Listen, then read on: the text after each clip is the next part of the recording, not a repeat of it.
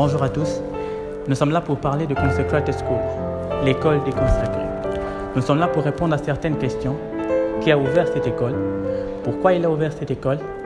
De quoi parle cette école? En répondant à la première question, j'aimerais dire, si vous vous posez la question qui a ouvert cette école, voici la réponse, c'est Dieu lui-même. Et oui, c'est Dieu lui-même qui s'est décidé d'ouvrir cette école. Ce n'est pas moi qui suis auteur de cette école, mais c'est Dieu. C'est Dieu qui a donné instruction. C'est Dieu qui a voulu que cette école puisse exister.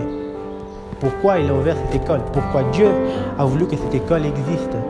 Tout simplement parce qu'il a un projet pour quelqu'un. Il a un projet pour celui qu'il appelle consacré. Il a un projet pour celui qu'il a tiré du monde. Il a un projet pour la personne à qui il a donné une nouvelle responsabilité, un nouveau pouvoir. De quoi parle cette école? Cette école ne parle que de la consécration. Cette école ne parle que des consacrés, les gens qui se sont consacrés et des gens que Dieu a consacrés.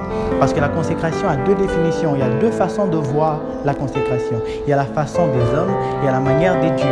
Dieu voit la consécration comme une action par laquelle il sélectionne lui-même quelqu'un et le met à part pour son service.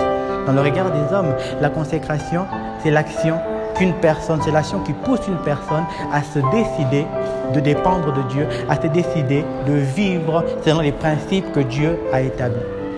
Dans cette école, nous avons 3 textes bibliques où nous tirons principalement le contenu, la base de cette école.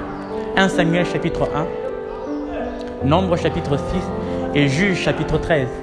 1 Samuel nous parle de l'histoire de Samuel. Nombre 6 nous raconte comment Dieu a établi les principes avec Moïse pour montrer comment est-ce qu'Israël devait fonctionner, pour montrer comment les personnes qui veulent être une race particulière de Dieu devaient fonctionner. Juge 13 nous parle de Samson, Samson que nous connaissons bien, le juge le plus fort, avec qui Dieu a fait des grandes choses.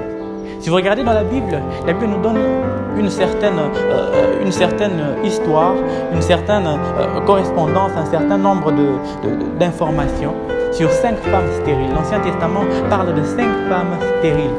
C'est par ces 5 femmes que Dieu, dans l'Ancien Testament, a accompli des grandes choses. Il a, par ces femmes, donné naissance à des hommes qui ont changé l'histoire des enfants de Dieu.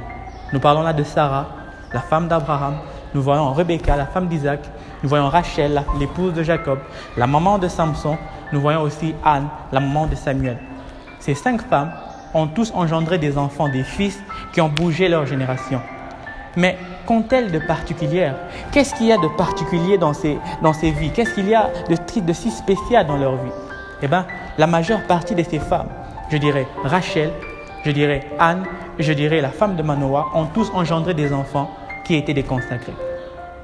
C'est ce que nous allons voir dans la vidéo suivante. Nous allons essayer d'expliquer c'est quoi la consécration. Nous allons expliquer texte par texte, donner ne fût-ce qu'une idée générale avant d'entrer en profondeur, afin que tous puissions comprendre c'est quoi l'école des consacrés, qu'est-ce que nous parlons dedans, qu'est-ce qu'il y a comme connaissance dedans, qu'est-ce qu'il y a comme notion dans cette école.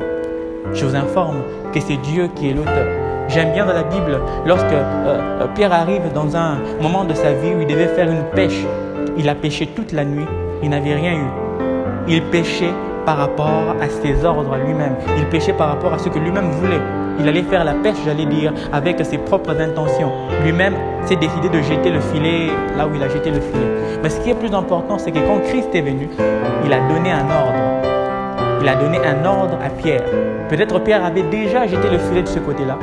Mais ce jour-là, cette soirée-là, sur ordre du Christ, il a fait une pêche miraculeuse. Pourquoi? Parce que Christ était l'auteur de cet ordre-là. Eh bien, nous espérons avec cette école faire ce que Dieu attend de nous, faire ce que le Seigneur attend de tout un chacun de nous, faire en sorte que chacun se positionne par rapport à la volonté de Dieu, faire en sorte que chacun se positionne par rapport à la pensée de celui qui nous a rachetés. Voilà, que Dieu vous bénisse.